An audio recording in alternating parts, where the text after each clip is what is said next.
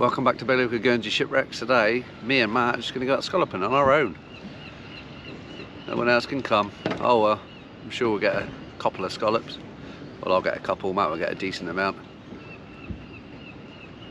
Not bad today, weather's okay.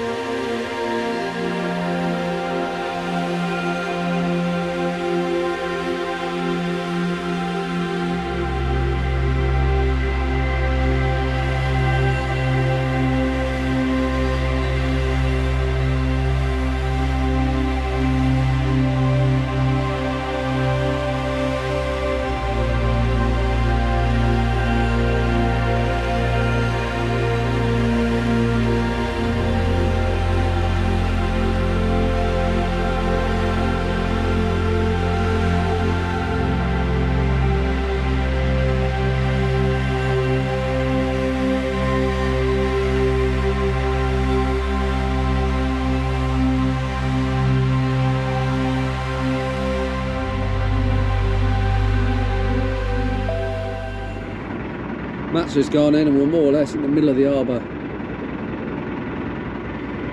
We've had to radio to dive here.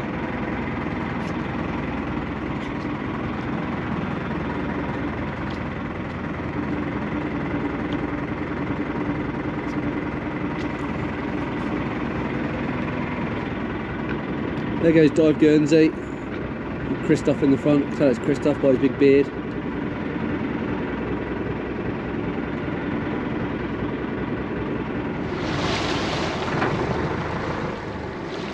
There's Inglorious. He's going for the turbo wurbos.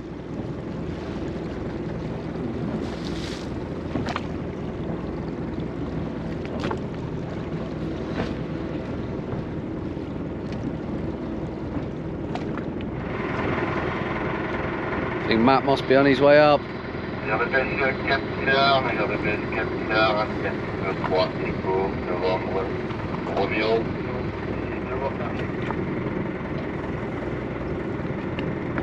I wonder how many he's got. I reckon he's done alright because he's only been shallow.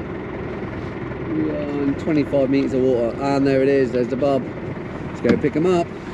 Is that good? Yeah, it was alright. A little dusty, but it was alright. You come south anyway, so yeah, a little trickle south. I made sure I did. Yeah. Go north up onto the desert.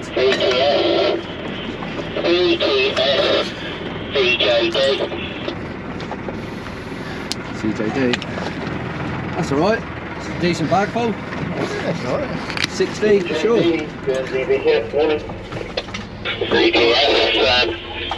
JCD, good morning Jim, just arrived in Peterport, just getting fuel.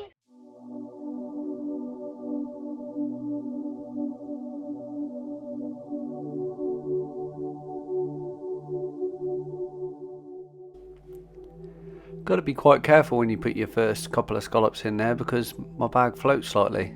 Sometimes they fall out.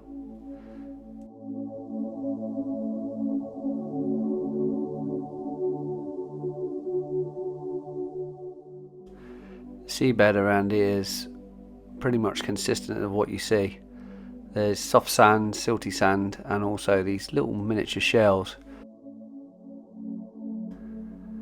There's also bits of burnt coal, the remains of stuff out of ships' boilers from when it was the age of steam. They used to dump all their waste just outside the harbour before they went in, or when they did go in the harbour they filled up a bulker barge, and then the barge used to come out and empty it.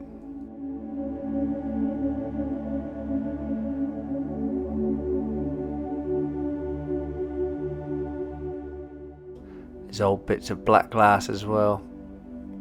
A lot of it's been damaged because all this area has been trawled for scallops for many years. So the majority of the ones that are here are smashed. Here we have a black goby. Weirdly, they're not actually black, but they're still called black gobies. Here's the underwater equivalent of a tumbleweed. Perfectly designed to roll across the seabed.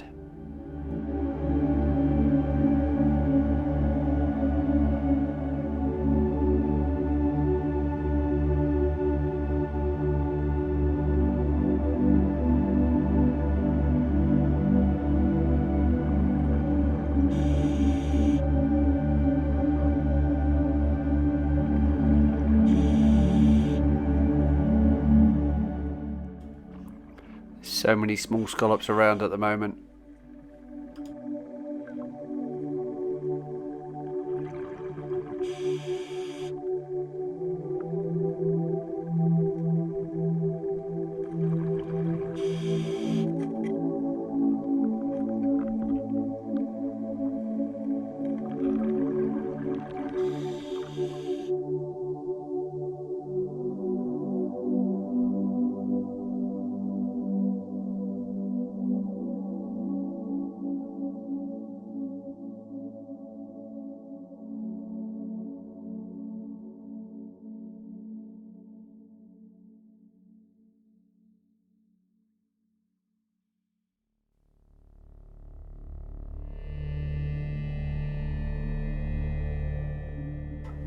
Bag's starting to fill up quite nicely now, and I've hardly gone anywhere yet.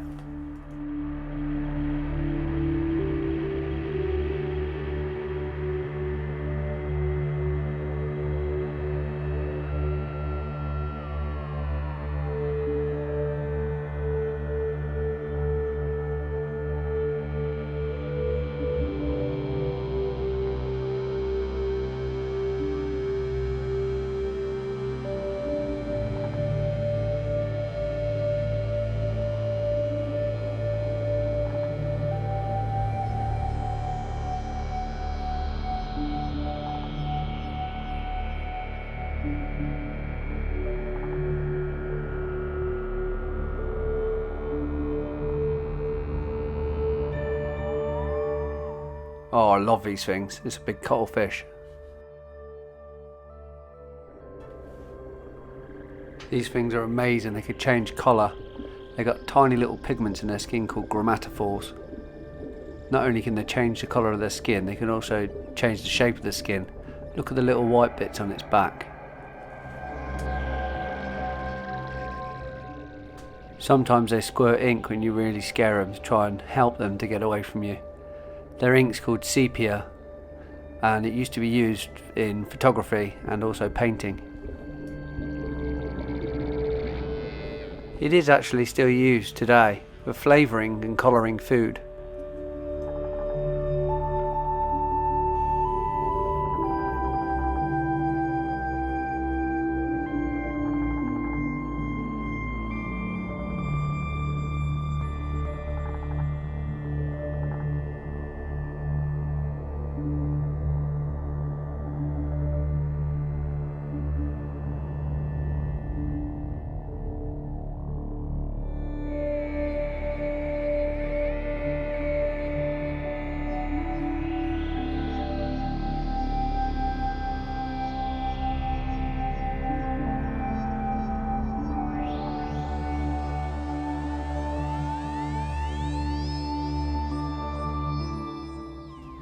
This is an upturned inkwell pot that's been lost. Here you can see a velvet salmon crab. You don't want to be getting your fingers near that thing. So, I'm on JP's camera now. Yeah, JP's in the water in 26 metres, so there's the ammunition wreck, and he's just on the west side of it in 26, 27. Hopefully you'll find a few scallops down there and something else to film. He normally does. Less so on the scallops though.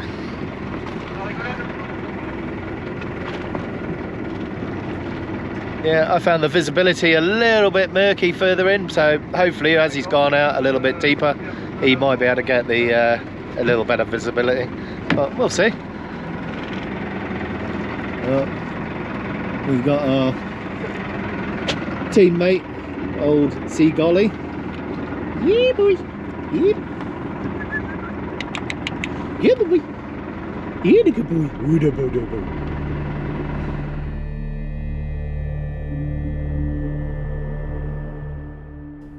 From an abandoned inkwell crab pot onto a parlour pot. These things are ideal homes when they're like this for marine life. You see the weeds all growing around it, some soft coral starting to grow on it.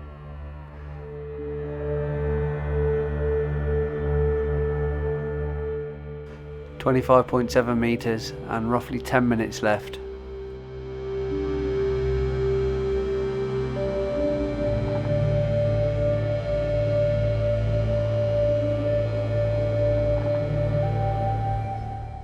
Let's take a look inside this pot, see if there's anything in there.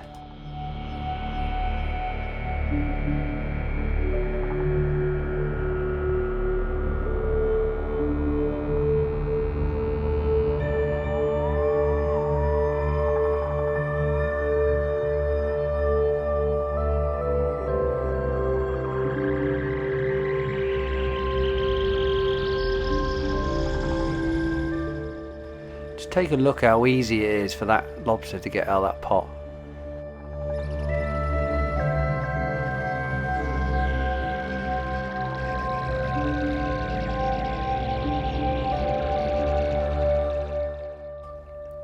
Quite a unique fact about these lobsters, you can get right-handed lobsters and left-handed lobsters. Sometimes the cross is on the right, or sometimes the cross is on the left.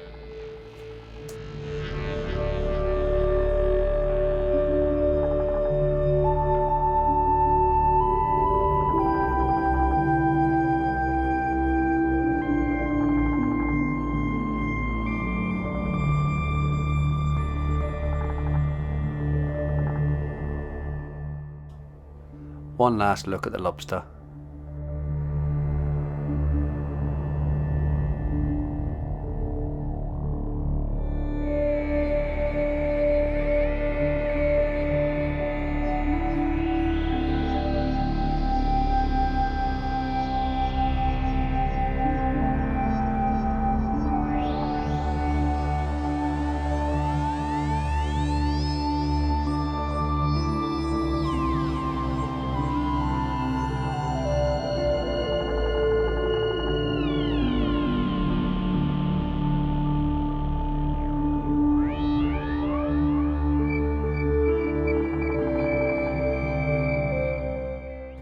Some black glass bottle has been smashed, just a neck left.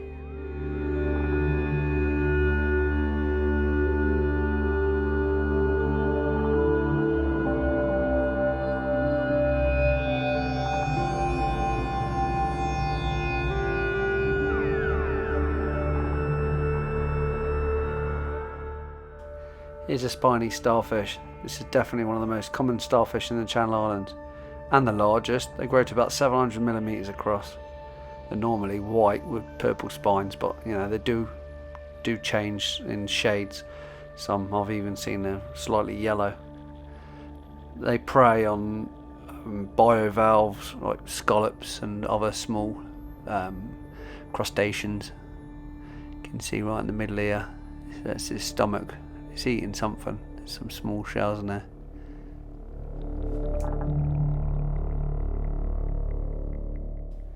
The fishermen hate these. You sometimes see them drying out on the fish quay. If you cut them in half, they just replicate themselves. So instead of having one starfish, you have two. Oh, what have I found here? It's green, so it's got to be brass or bronze. Let's try and dig it out and see what it is.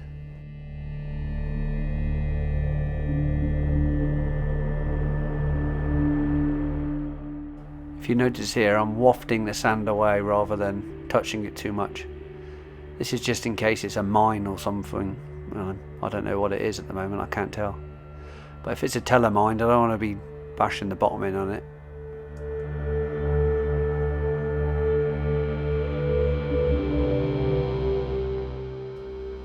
I don't think it's a telemine. Telemines look like a frying pan with a top on it. Or you know, them old sort of popcorn making things that you put near the fire.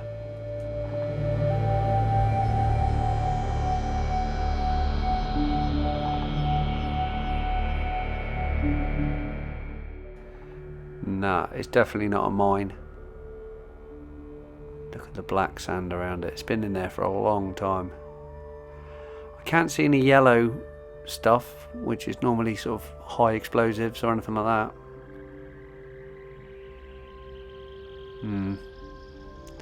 Still a bit unsure. Still going to take it easy.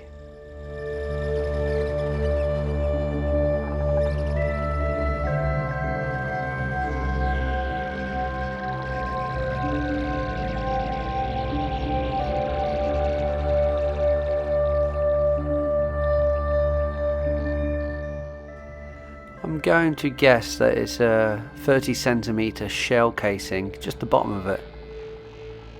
I've got 4 minutes left. I better keep an eye on that because I really don't want to be going into deco.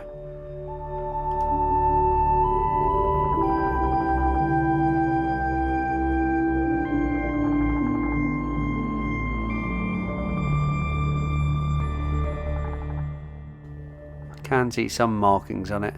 I think it is. I think it's a 30 centimetre shell casing, just the bottom of it.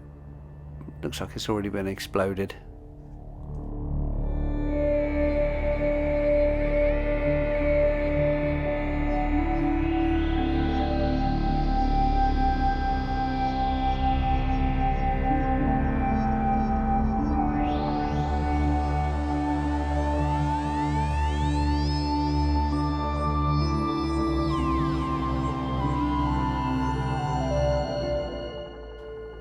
Definitely severely distorted. Anyway, I'm not going to take that to the surface. You never know. There might be phosphorus in it and it might ignite when it gets into air. It can stay there.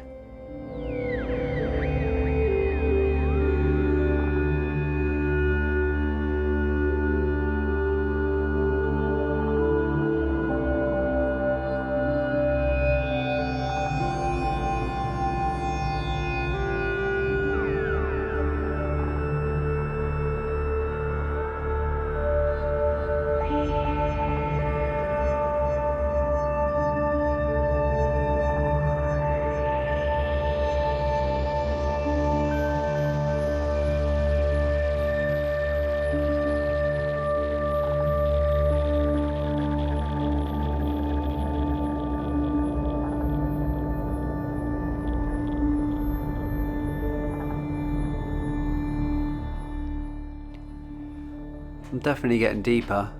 I can tell because my bag's lifting higher and higher. I have to let some more slack out.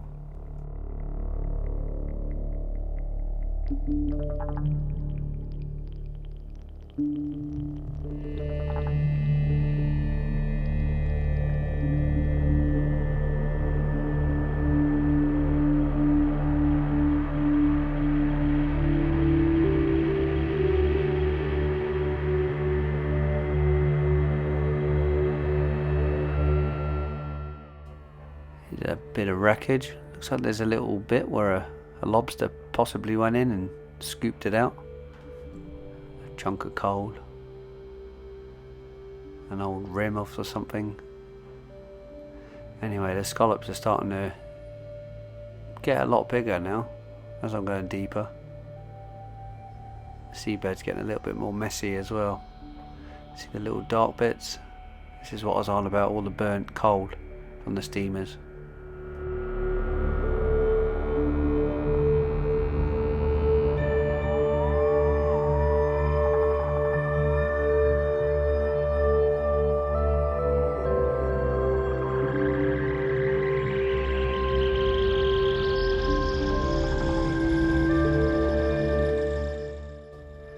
More rubbish, old tyres, big mooring chains, glass bottles.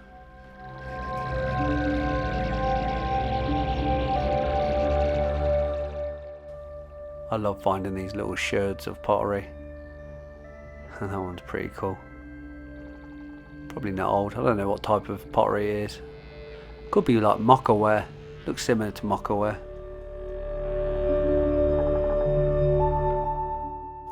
Whoa, what's this?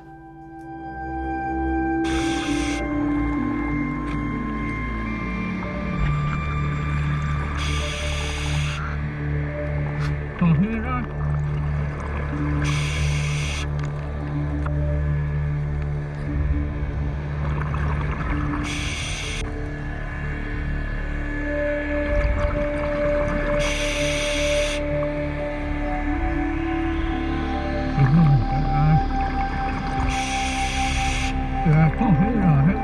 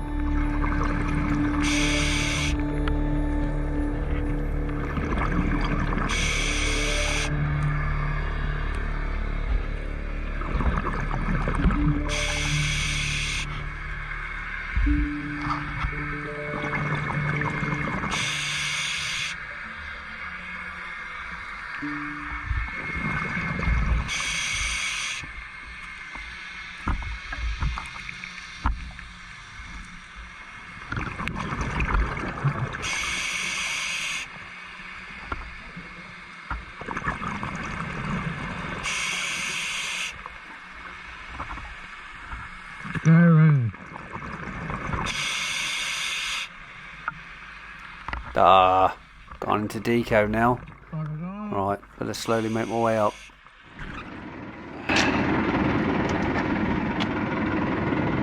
Matt's back in for his second. Hopefully he finds the big anchor. There's a big anchor around here. Loads of chain wrapped around it. Really cool anchor, to be honest. And it's humongous. Let's see how many I got. They're not the biggest. I can already see something that are small in there.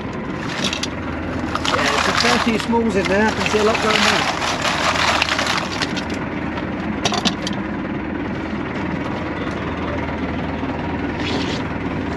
There's a lot of smalls. Anyway, let's get a book out. 24, and all these are too small, so they're all going back.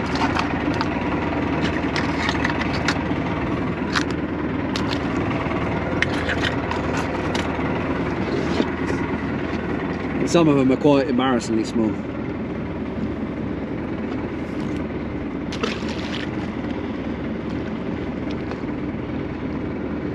That's a nice run around.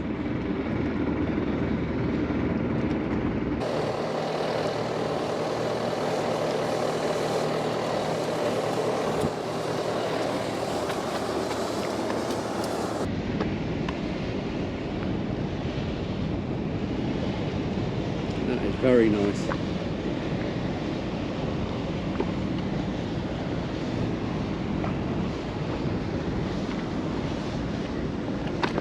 Must be next to the anchor. He must have seen it because he's very, very close.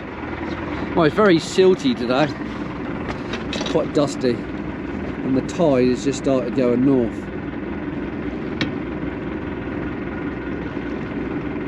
Yeah, he must have found it. Somalian pirates. Only joking, just some kids having fun. Right, was that a torpedo or not? It looked like a torpedo. And that other big chunk of metal, which was, you could see it was very green, so it was like a bronze or a brass. I think that was like a 30cm shell casing, the bottom of it that had been blown up. So quite interesting. I wasn't going to bring it back to the surface because I don't know what contents is in the bottom. I couldn't see right to the bottom. There was about that much stuff in it, cordite or whatever it was. So if you don't know what it is, don't mess around with it. Same with that torpedo. Don't know what it is. It looks like a torpedo. It could be a towfish, but you just don't mess around with them. Not stuff like that. It's just not worth it.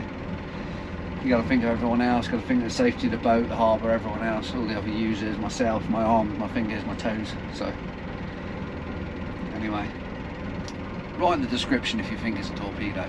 I think it's a torpedo. It's about 3.5 foot long, maybe 120 mil diameter. So anyway, let's see what Matt's doing, because he seems to be heading against the tide at the moment. So let's go and have a look at him. He's just there.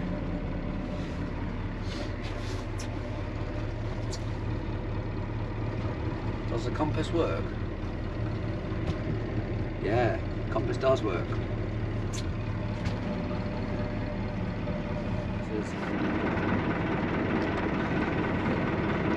I really enjoyed that last dive.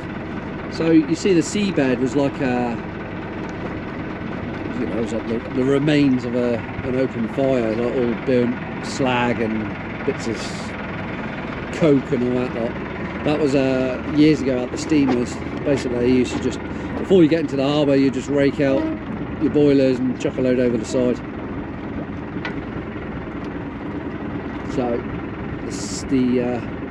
the scallops were hidden in between that stuff, which they tend to like. It's probably, the reason they probably like it is probably there's calcium and all that sort of stuff within it. Minerals which they use. Scallops absorb the minerals and calcium in the water to form their shell. So it makes sense, if you're going to do that, go to a source somewhere.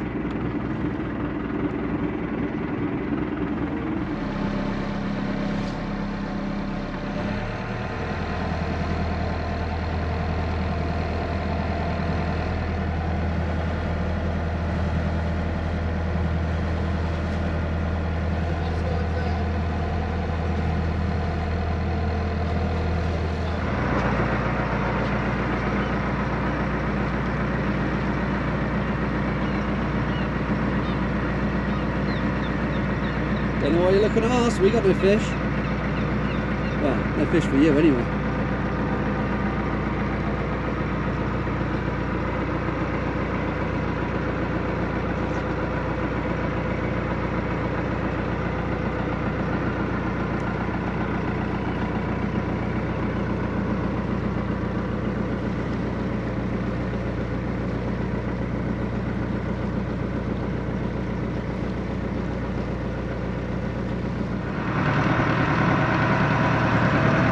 That's one crate full. Matt beat me, as always. 60 to 25. Now it's the time to pack all the gear away. De-rig all the gear. Thanks for coming along and joining us, and I'll catch you on the next tide.